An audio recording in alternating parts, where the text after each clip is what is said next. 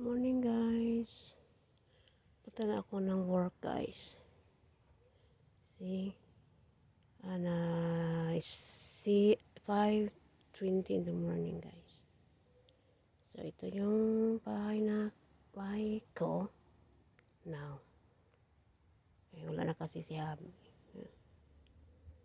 Ito guys. So medyo madilim pa. Pero parang ano na rin siya.